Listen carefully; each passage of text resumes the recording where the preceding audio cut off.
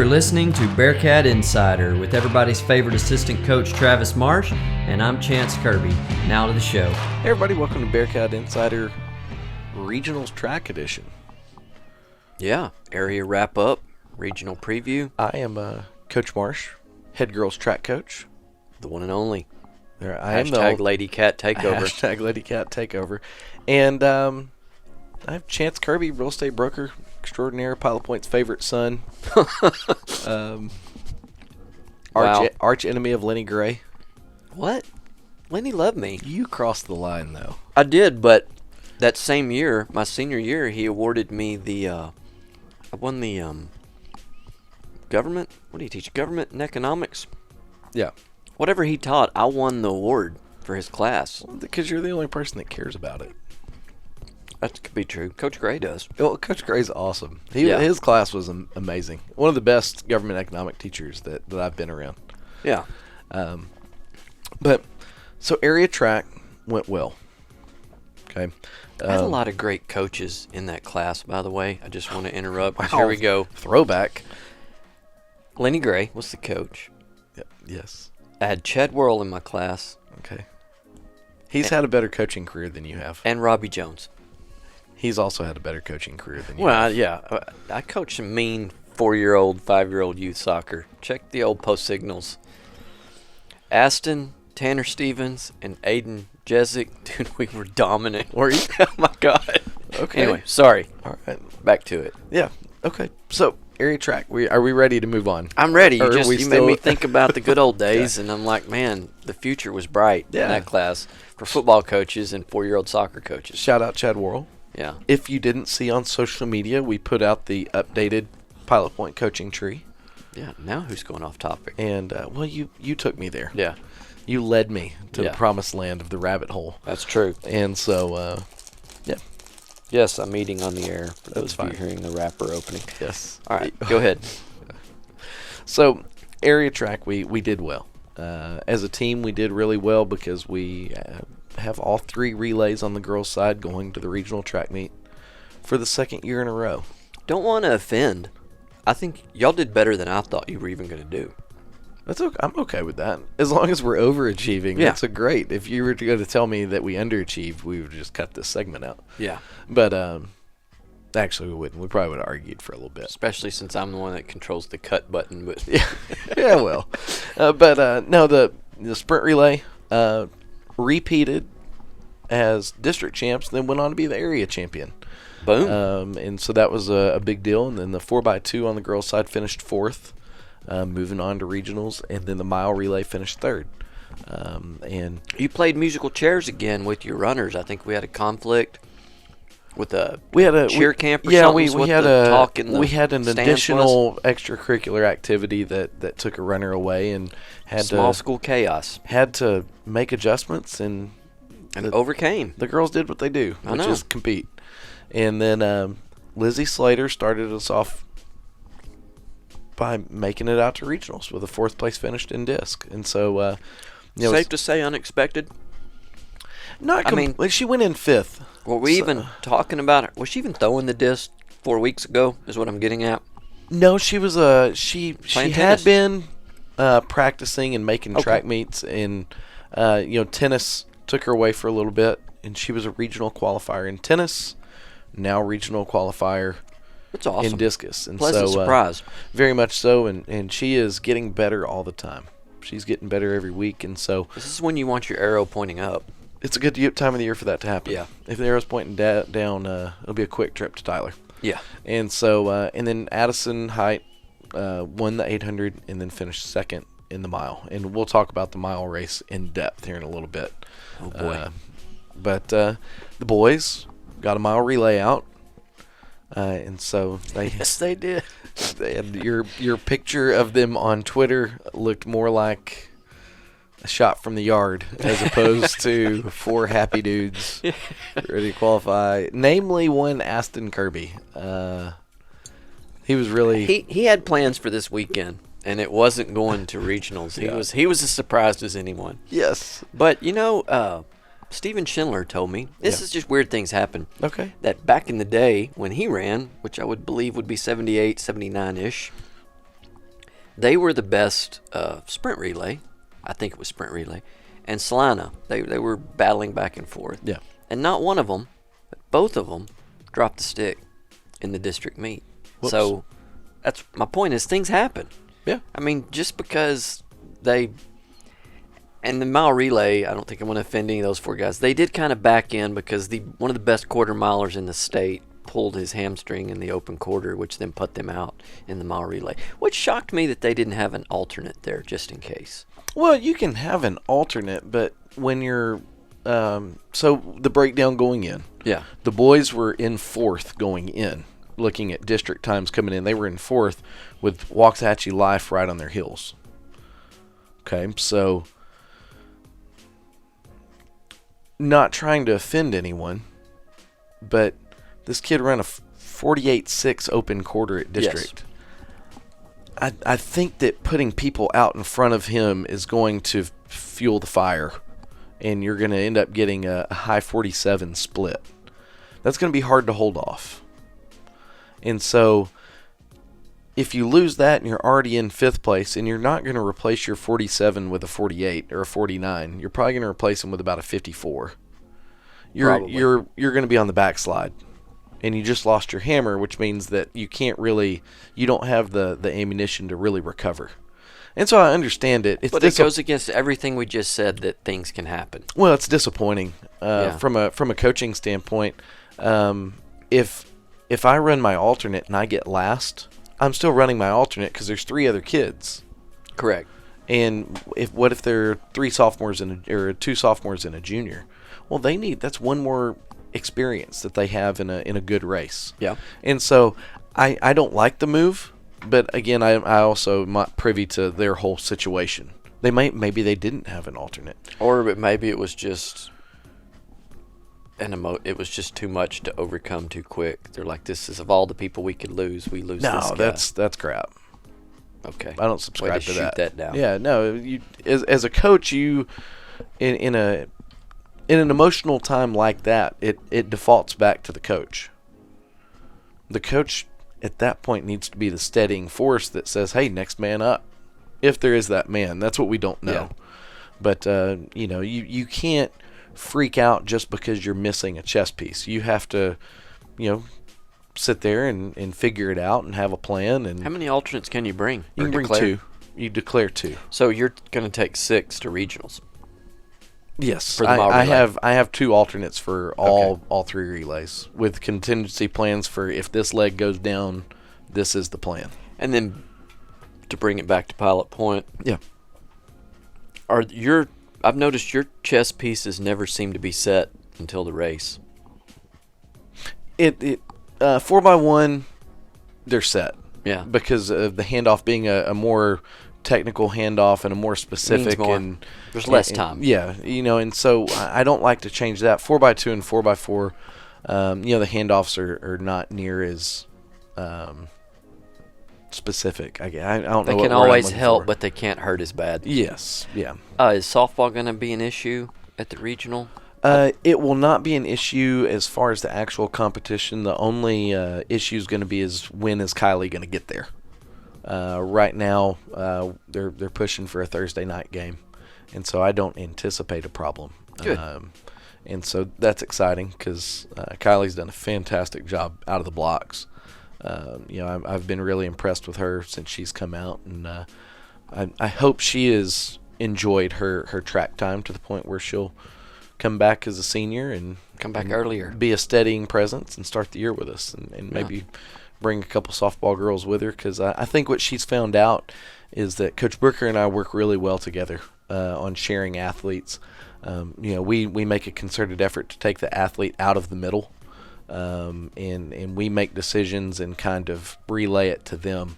Hey, this is what you're going to do. That way they don't feel any pull back or forth. They don't feel like I don't want to be disloyal to Coach Marsh, or I don't want to be disloyal to Coach Booker. The loyalties to the program. Loyalties to the program, and let Coach Booker and I take care of the program. And it's been really good. And so, I just think it helps. But, going in, I'm unsure of the boys' standings going in. I just haven't had the time to devote to look into it.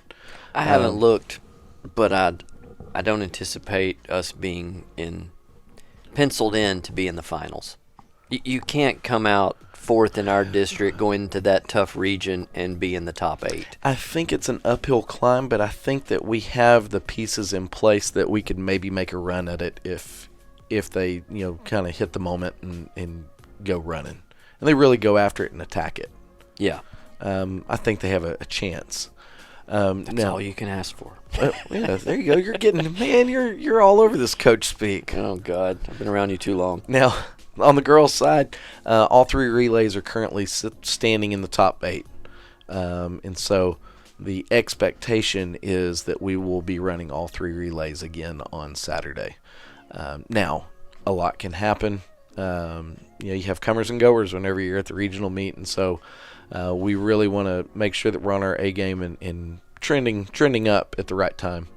But I like our odds. I like the way that the girls compete, and I know this is going to be, I think, our 3rd week of saying that. But I really like the way they're getting after it. Pilot Point boys are sitting 10th in the region. Okay. So, just got to pass 2 people. Yeah. Man, we got a tough district. Yeah, where's the rest of our district? Calsburg's setting 5th, Whitesboro setting 6th, and Pilot Point setting 10th. Okay. That's not bad. No. No, I mean, like I said, they're going to have an opportunity to run themselves in. Yeah. And so, for us, the big thing is Addie's number 1 going in the 800. Just judging off previous times, there's a girl from Mineola that should be right on her heels. In the mile, she's going in, and we know kind of where she sits because of how well she's been racing the girl from Boyd. Mile relay on Friday night is going to be interesting because we're going to have 3 legs of mile relay that's all they're running that day. So Addie is finally not going to have to run a mile right before she runs mile relay. And so I think what we can expect from that is a bigger leg from her. I think that we're going to get a really good leg from her on Friday night, which will serve as a good warm-up workout for Saturday when she has to go to work in the 800 and the mile. We skipped over, but I want to talk about our hero from last week. Our 2-miler, Ava Dennis, didn't get to run due to an injury. Mm-hmm. So I just wanted to update everybody. Absolutely. She had injured her leg, and I think in the pros they like to call it a lower body injury. Lower body injury. To be very generic. Yes. No, but she had an injury, and it was one of those things where another dual sport athlete. A dual sport athlete, and it came down to pain management on her end. Could you run through the pain? But also long term, what was going to be the effect? And given where softball was at that point in their season and how much it was hurting her, I don't think it was going to be a toughness thing. I think that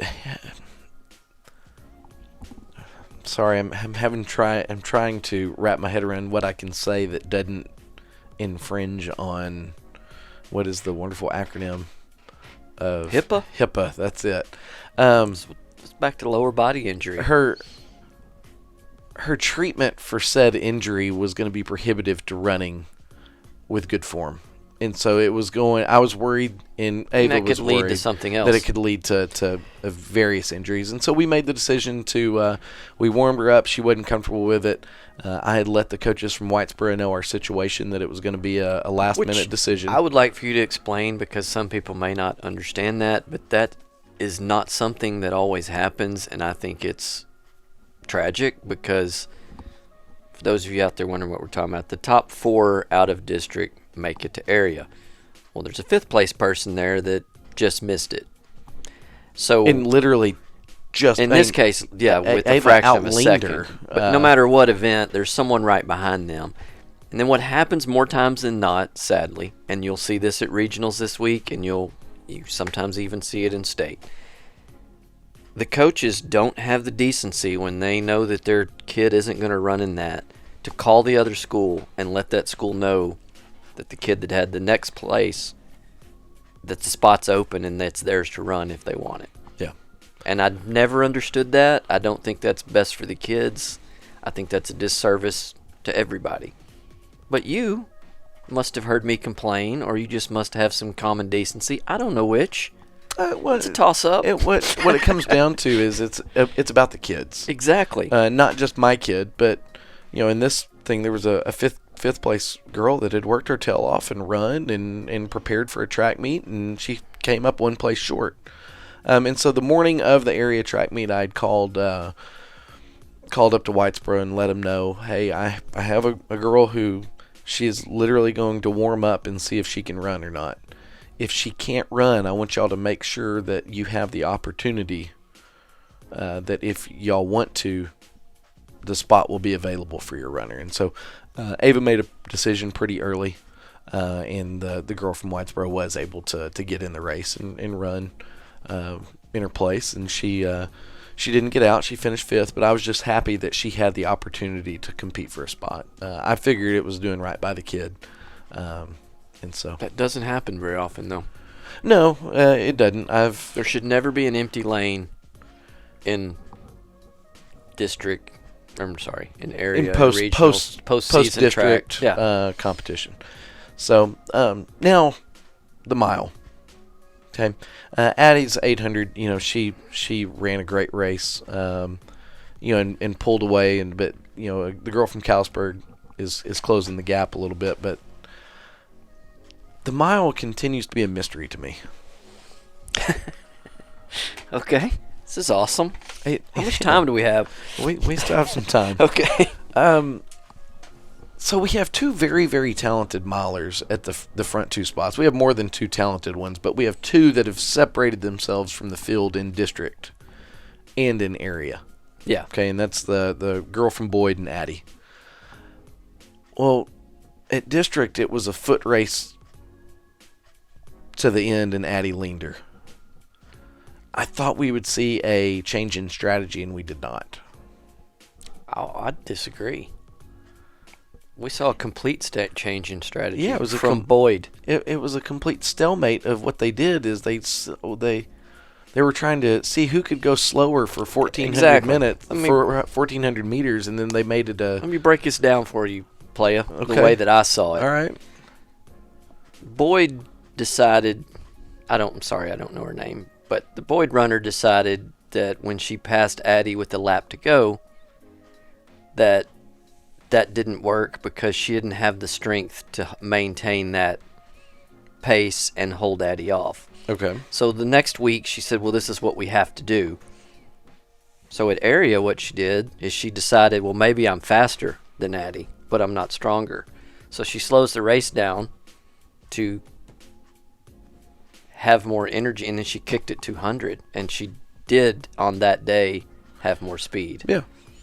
So Boyd went back, said that didn't work. Let's figure out the solution that will. Which, back to multi-lap races, and then I'm one of the few in this room for sure that enjoy the strategy of the mile. Well, it's me, you, and Coconut. Yeah, and so Coconut likes the mile. You are Coconut the one. told me.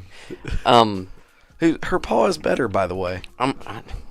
She must have. Did Dad take her to where? What was the business that I pushed last week? The east side of the Advanced Vet Care Clinic. Anyway, it's gonna be exciting just for me because I'm a mile nerd to see what Boyd does and what Addie does in the next race, because the real one matters in 2 weeks, which is what I thought was odd. No, the real one matters in 4 days, because if you slip up and let some, because third place is now way better than third place was the meet before, and so you screw around, and you might end up on the outside looking in. Yeah, which I got wild strategies and what I think Addie should do, just like all armchair quarterbacks, but I don't. She's got a coach. She doesn't need me telling her what she needs to do. But there are openings available on pilotpointisd.com. You can go to human resources and go to job listings. I have to go get a degree first. Well, there's a lot of openings. But another mile, which we don't have anyone in it, 4 of the top 5 milers in the state of Texas are in our district. Yeah. Which that makes that race exciting this week because only 2 of those guys get to keep going. Yeah. Maybe 3 on the wild card, but for sure 2. So 2 of the top 4 milers in the state after this weekend get to stay at home. And that's the problem that Jeff has in cross country. Yeah. Our distance district is unreal. Yeah. And so, I'm excited to see Addie's race on Saturday evening. I think it'll be a good one. But I'm interested to see the tactical shifts that are made by she Boyd. only has to be in the top 2, though. I wouldn't play, even if I was Boyd, I wouldn't lay it all out there, which back to picking on Boyd's strategy. Why do that in district where all you had to do was be in the top 4? The Whitesboro girl I thought played it the smartest. She locked into 3rd and was like, all I'm going to do is stay ahead of 4th. And she anchored their mile relay. Well, she knew that, there was another event ahead. She left a little bit of charge in the batteries on the whole mile. Survive in advance. But we've probably lost half our listeners spending this much time on a mile, so I respect that. I'm intrigued by it. Yeah. Multi-lap races have a lot of strategy, and they're always interesting. They do. I hate them because I would be terrible at it.